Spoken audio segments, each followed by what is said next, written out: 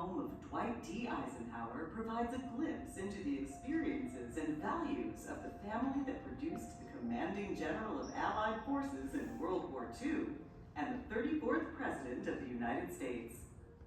The true foundation of the home on Southeast 4th Street in Abilene, Kansas was built on hard work, faith, and character. David and Ida Eisenhower moved to Abilene, Kansas with their 3 sons, Arthur, Edgar, and Dwight, in 1892, when Ike was just a toddler. Their first residence was a 3-room house that barely met their needs. By 1898, the family purchased this 6-room house on Southeast 4th Street from David's brother. A larger house was needed for their growing family, which would be complete with their 7th son, Milton, born in 1899. Ida transformed this house into a home for her family, filling it with heirlooms such as a walnut secretary, a bookcase, and her prized piano, which became centerpieces of their home. The family Bible, hand-embroidered pillows, and a blanket woven by Ike's great-grandfather united the generations that reached back before the nation's independence. The front parlor, reserved for entertaining company, held bookcases filled with literature, math, and history texts. Dwight's special fascination was history. Even more than reading about historic battles, Dwight admired the character, courage, and self-sacrifice of military figures such as George Washington. Evenings were spent as a family in the back parlor. Often, Ida would play the piano or give lessons to the boys.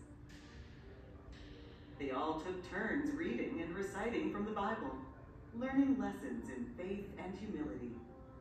Dwight never forgot these lessons, and many of his later speeches asked for God's blessing on the nation.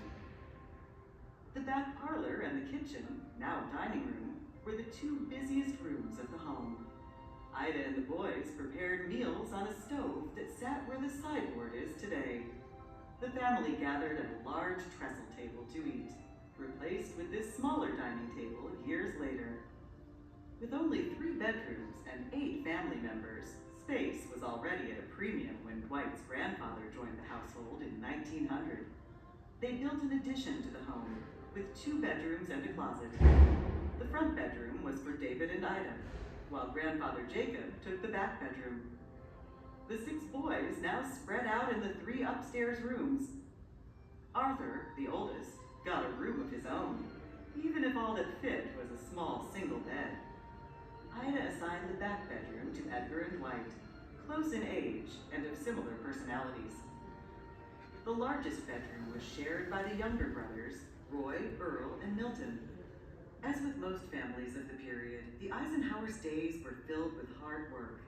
David worked 80 hours a week at the Bell Springs Creamery, while Ida managed domestic responsibilities and daily chores around the home. She raised the boys to be productive members of the family.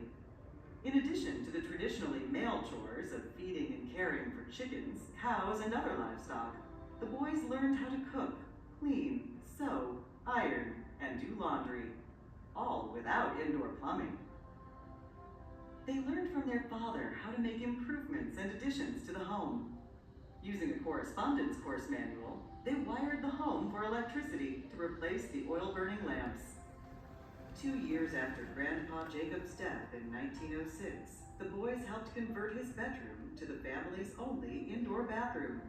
This became possible when the city extended water and sewer lines to this part of town.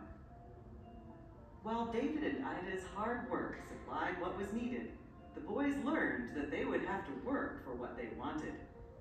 Dwight learned how to make his mother's tamale recipe and then marketed them around town. Earnings were spent on sports equipment, such as baseball bats and gloves. While the boys had chores at home, they still found time to play. These activities, along with their formal schooling, taught them valuable lessons in teamwork, responsibility, and citizenship. However, as in any family, disagreements occurred. Sibling rivalry occasionally became physical. Although Ida and David discouraged fistfights, they did want their sons to be able to defend themselves and one another. More importantly, Ike learned about fairness and justice. When his temper got the best of him, Ida gently taught him self-discipline. Each of the boys graduated from high school and then started working or went to college. In 1911, Dwight left home for the United States Military Academy at West Point, New York. There, his childhood nickname, Ike, became permanent. Growing up with 5 brothers, he easily adapted to a new brotherhood in the Army.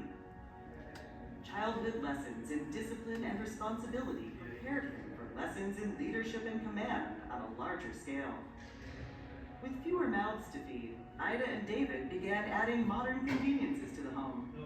Telephone service connected them to the city switchboard in 1913, and by the time Dwight graduated from West Point in 1915, a separate kitchen, pantry, and enclosed back porch had been added. Even though the structure of the house changed considerably through the years, Southeast 4th Street remained home because of the memories and family ties it represented. The boys, now grown, returned in 1926, and Ida had the reunion captured in a family photo, reminiscent of one taken in 1902. Ida remained in the home after David's death in 1942. Around this time, the boys bought a radio for her, and she heard her son, now General Eisenhower, speak from his World War II headquarters in Europe. Ida's death in 1946 marked the final transition for the home. Her sons donated it to the newly formed Eisenhower Foundation, established to build a memorial to General Dwight D. Eisenhower and all World War II veterans. The home opened for public tours in 1947. A museum building was completed in 1954, and the Presidential Library was dedicated in 1962. Following the transfer of President Eisenhower's papers to the library, the National Archives and Records Administration began administering the entire 22-acre campus. The home remains as it looked at the time of Ida's death in 1946, when Dwight Eisenhower was 56 years old. The size and conveniences changed significantly from his boyhood years, yet the lessons learned remain. Humility, responsibility, duty, and self-discipline prepared Ike to assume the challenges of leadership as the 20th century's greatest soldier-statesman. No wonder Ike chose to be buried here, lasting proof of his assertion. The proudest thing I can claim is that I am from Abilene.